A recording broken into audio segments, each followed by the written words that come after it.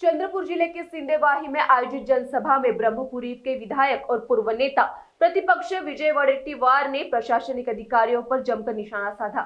उन्होंने सरकारी विभागों में बड़ी संख्या में खाली पड़े पद, नागरिकों से लंबित कार्य और प्रशासनिक लापरवाही पर सवाल उठाते हुए अधिकारियों पर जवाब मांगा है।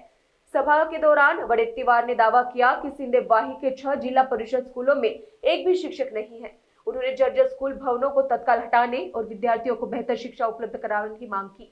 साथ ही जिला परिषद स्कूलों के पोषण आहार में कथित भ्रष्टाचार का आरोप भी लगाया। वडेट्टीवार ने स्मार्ट मीटर से बड़े बिजली बिलों, वर्ष 2017 से वंचित किसानों की कर्ज माफी और किसानों के लंबित 700 रुपए बोनस का मुद्दा भी प्रमुखता से उठाया। जनसभा में स्वास्थ्य, कृषि, बिजली, निर्माण और वन विभाग से जुड़े कई मुद्दों पर चर्चा हुई। वडेट्टीवार ने कहा कि किसान और आम जनता के हित में पारित प्रस्ताव सरकार को भेजे जाएंगे और इन मुद्दों पर जवाबदेही तय की जाएगी। या आमसभेमध्ये एकूणच पुढच्या वर्षीचं नियोजन आणि मागील झालेल्या कामाचा आढावा घेण्यात आला। शेतकऱ्यापासून तर जलसंधारणाची कामं, विद्युत विभागाची कामं, बांधकाम विभागाचा आढावा, शाळांची झालेली अवस्था, नव्यानं शाळा बांधकाम, अंगणवाडीमध्ये असलेली रिक्त पदं, शिक्षकांची असलेली रिक्त पदं, या सर्व प्रकारचा आढावा घेऊन आवश्यक असलेल्या कामांना प्राधान्याने पूर्ण करण्याच्या सूचना देण्यात आल्या। त्या पलीकडे जाऊन ज्या ग्रामपंचायतमध्ये भ्रष्टाचार झाला असेल त्याची तातडीने चौकशी करण्यासाठी आणि जी सार्वजनिक हिताची कामं आहेत, पब्लिकला आवश्यकता असलेली कामं आहेत, ती कामंसुद्धा प्रायोरिटीने पूर्ण करण्याच्या सूचना आजच्या बैठकीत देण्यात आल्या। शिक्षकांच्या अपुऱ्या संख्येमुळे विद्यार्थ्यांचे प्रचंड नुकसान होत आहे, हे या ठिकाणी आढावा बैठकीमध्ये प्रामुख्याने जाणवलेलं आहे आणि ही अत्यंत गंभीर बाब आहे। मुलांच्या भवितव्याशी खेळण्याचं काम सुरू झालेलं आहे। 6 शाळा अशा आहेत की जिथे शिक्षकच नाही आणि त्यामुळे 6 शाळेमध्ये शिक्षक नसल्यामुळे त्या विद्यार्थ्यांना शिक्षण मिळत नाही आहे, ही परिस्थिती तिकडे दिसून येत आहे।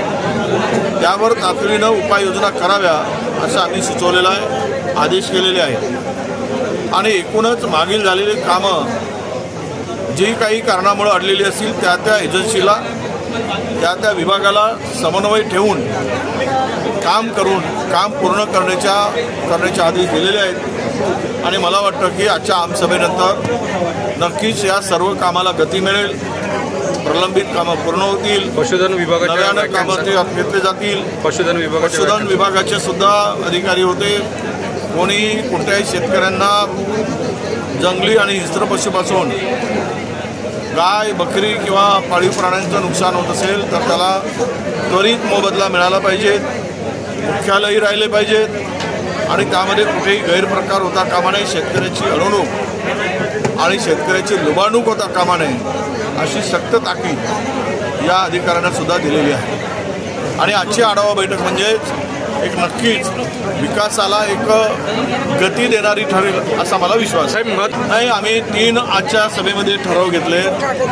एक स्मार्ट मीटर, हे भयंकर मोठ्या प्रमाणामध्ये बिल येत आहेत। आजच्या आमसभेमध्ये ठराव करण्यात आला आणि तो ठराव शासनाकडे पाठवण्याचा निर्णय घेण्यात आला। दुसरा महत्त्वाचा ठराव की 2017 शेतकऱ्यांना कर्जमाफी पासून वंचित राहिले, मंजूर झाली पण वंचित ठेवले गेले किंवा त्यांना मदत मिळाली नाही, त्या सर्व शेतकऱ्यांना पुनश्च कर्जमाफी मिळावी यासाठी सुद्धा आज ठराव करण्यात आला। आणि तिसरा ठराव महत्त्वाचा, 700 रुपये शेतकऱ्यांना बोनस घोषित करूनही अद्याप बोनस मिळालेला नाही, तो बोनस तातडीनं सरकारनं द्यावा अशा प्रकारचे 3 ठराव आज शासनाकडे आजच्या आमसभेतून पाठवण्याचा निर्धार करण्यात आला। NTV 24 के लिए चंद्रपुर से मिथुन मेश्राम की रिपोर्ट।